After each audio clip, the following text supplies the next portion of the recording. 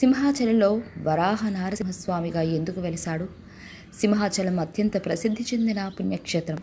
తిరుపతి దేవస్థానం తర్వాత అత్యంత ఆదాయం కలిగిన క్షేత్రం కావటం విశేషం. విష్ణుమూర్తి వరాహ అవతారం, నరసింహావతార రూపాలు కలిసి వరాహ నరసింహ రూపంలో కొలువై ఉన్నాడు. అయితే ఇక్కడి స్వామి నిజ రూపంలో దర్శనమియ్యడు. చందనంతో పూత వేసిన రూపాన్ని మాత్రమే దర్శిస్తాం.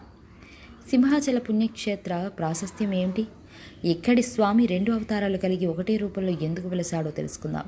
శ్రీ వరాహ నృసింహస్వామి స్వయంభూగా వెలిసి మహాపుణ్యక్షేత్రం సింహాచలం. భక్తులందరూ సింహాద్రి అప్పన్నగా కొలుస్తారు. స్వామి కొలువై ఉన్న కొండ సింహం ఆకారంలో కనబడేదట. ఆ కారణంగా ఈ కొండకు సింహాచలం అనే పేరొచ్చిందట. ఈ కొండ మీద వెలిసిన దేవుడు కాబట్టి స్వామికి సింహాచలేశుడు అనే ప్రసిద్ధి కలిగింది. దీన్ని సింహాద్రిని కూడా అంటారు.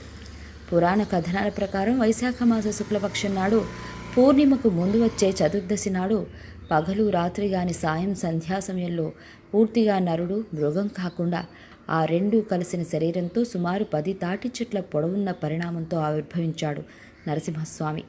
దుష్ట శిక్షణ శిష్ట రక్షణ కోసం ఆ శ్రీమన్నారాయణమూర్తి ఎత్తిన దశావతారాలలో 4వది నృసింహావతారం.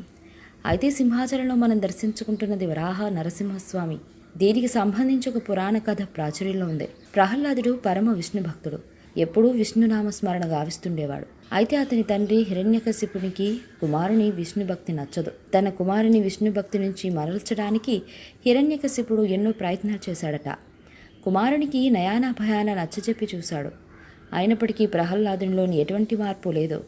కుమారుణ్ణి మార్చటంలో ఎంతో ప్రయత్నించి విఫలుడైనటువంటి హిరణ్యకశిపుడు ఇక లాభం లేదు, కఠినంగా శిక్షిస్తే తప్ప కుమారుడు మారడు అనుకుని తన సేవకులను పిలిచి ప్రహ్లాదుడిని సముద్రంలో పడవేసి అతని మీద ఒక పర్వతాన్ని వేయవలసిందిగా ఆజ్ఞాపించాడు. అప్పుడు సేవకులు ప్రహ్లాదుని సముద్రంలో పడవేసి మీద సింహగిరి పర్వతాన్ని వేయగా స్వామి వచ్చి రక్షించాడట. ఆ సింహగిరే నేటి సింహాచలం. మరి ఇక్కడ స్వామి వరాహ నరసింహ స్వరూపుడిగా ఎందుకు వెలసాడు? నరసింహావతారం ఎత్తి హిరణ్యకశిపునికి సంహరించిన తర్వాత భక్తుడైన ప్రహ్లాదుడు విష్ణుమూర్తిని ఒక కోరిక కోరాడట. తన పెద్ద తండ్రిని చంపిన వరాహమూర్తి, తండ్రిని చంపిన నరసింహ అవతారం కలిసి వరాహ నరసింహస్వామిగా ఇక్కడ కొలువై ఉండమని వేడుకున్నాడట. తన భక్తుడైన ప్రహ్లాదుని కోరిక మన్నించి స్వామి వరాహ నరసింహ రూపంలో వెలిశాడు. తర్వాత ప్రహ్లాదుడు స్వామి కోసం ఇక్కడ ఒక ఆలయం కట్టించి వరాహ నరసింహస్వామిని పూజించినట్లుగా పురాణ కథనాలు చెబుతున్నాయి. అయితే కృతయుగం చివరిలో కొంతకాలం ఈ ఆలయం నిరాధారణకు గురై కొంత భాగం భూమిలో కప్పబడిపోయిందట.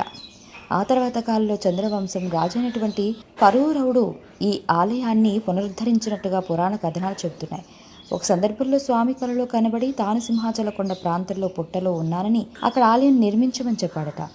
అలా అక్కడ కొలువైన సింహాచలేశుని దేవతలు, మునులు, రాజప్రముఖుల వరకు ఎంతోమంది స్వామిని సేవించి తరించారట. ఇక కలియుగంలో చాళుక్యులు, చోళ, కళింగ రాజులు, శ్రీకృష్ణదేవరాయలు, ఇతర విజయనగర రాజులు ఈ ఆలయ అభివృద్ధి కోసం ఎంతో కృషి చేశారు. ఆ రాజవంశీకులే ఇప్పటికీ దేవస్థాన కమిటీని ఏర్పరిచి ఆలయ భద్రతా బాధ్యతల్ని వహిస్తున్నారు.